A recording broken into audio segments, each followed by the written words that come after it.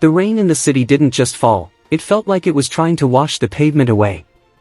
Elena pulled her thin coat tighter, her boots soaking through as she walked toward the bus stop after a grueling 12-hour shift at the community clinic. She was exhausted, her bank account was sitting at exactly $14, and her own rent was 3 days overdue. But as she rounded the corner of the darkened alleyway near the station, she saw a small shadow huddled behind a dumpster. It was a boy, no older than 7, wearing a soaked red hoodie and clutching a backpack like it was a life raft. He wasn't crying out loud, he was doing that silent, shaking sob that breaks your heart more than any scream. Elena didn't think about her bus or her fatigue. She knelt in the puddle right next to him. She didn't lead with questions, she just took off her own scarf, the only dry thing she had left, and wrapped it around his shoulders.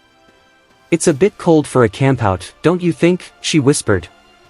The boy looked up, his eyes wide and terrified. He told her his name was Leo. He had gotten off the wrong train, his phone had died, and he had been sitting there for 3 hours while hundreds of people walked past, too busy with their own lives to notice a child in the dark. Elena didn't call the police immediately, she saw how the boy flinched at the thought of sirens.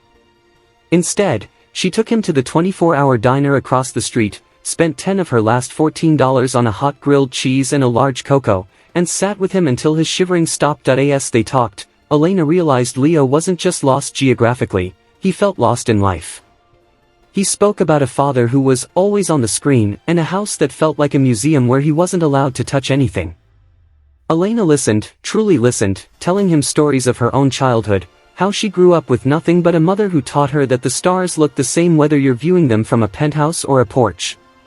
She spent 4 hours keeping him calm, eventually helping him remember a specific emergency number his nanny had made him memorize. When a black SUV finally screeched to a halt outside the diner, a man burst through the doors. He looked like he hadn't breathed in hours. His suit was expensive, but his face was a mask of pure, raw agony. Leo sprinted into his arms. The man, Julian Thorne, a name Elena vaguely recognized from tech billboards but couldn't quite place, held his son so tight it looked like he was trying to merge their souls. Julian turned to Elena, his eyes bloodshot. He tried to offer her money, pulling a thick roll of bills from his pocket, but Elena stepped back. She didn't want his reward. She told him, he didn't need a billionaire's bank account tonight, Mr. Thorne. He just needed someone to see him. Put the money away and take him home. And maybe, put the phone away, too. She walked out into the rain before he could say another word, disappearing into the night to walk the 3 miles home because she'd missed the last bus. 3 weeks later, Elena arrived at the clinic to find her supervisor in tears. The small, struggling facility, which had been scheduled to close due to a lack of funding, had just received an anonymous endowment of $50 million.